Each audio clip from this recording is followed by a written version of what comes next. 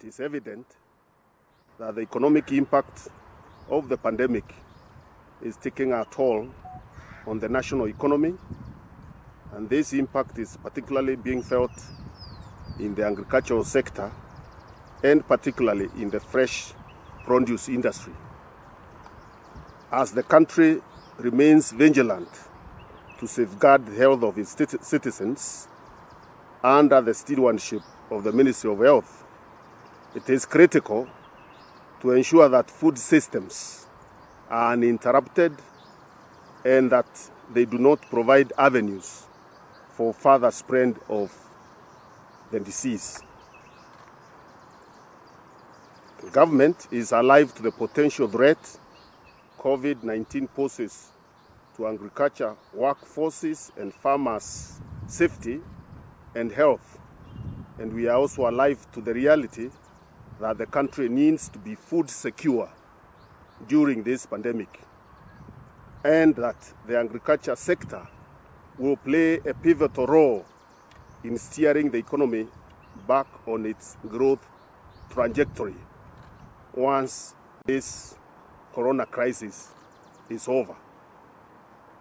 Government is therefore calling upon farmers to continue production for food security of the country, and to other value chains actors to play their part. In order to avoid food shortages, it is imperative that we keep the food supply chains going. The supply of staple commodities must function well, and farm, livestock, and fish production inputs and produce need to be transported to where they are needed most. We are therefore working very closely with the stakeholders to urgently strike a balance between keeping production going and protecting all actors along the agricultural value chain. Therefore, I'd like to take this opportunity to assure Kenyans that the government is putting in place the necessary mechanisms to avert potential food shortages. Collaboratively, the national and county governments are working together to ensure that the agricultural sector continues its operations and that food is available, accessible, affordable, and safe for all Kenyan households. Currently, food supply is sufficient, and I urge Kenyans to resist panic buying, which will create an unwarranted shock in the market, pushing the cost of food up.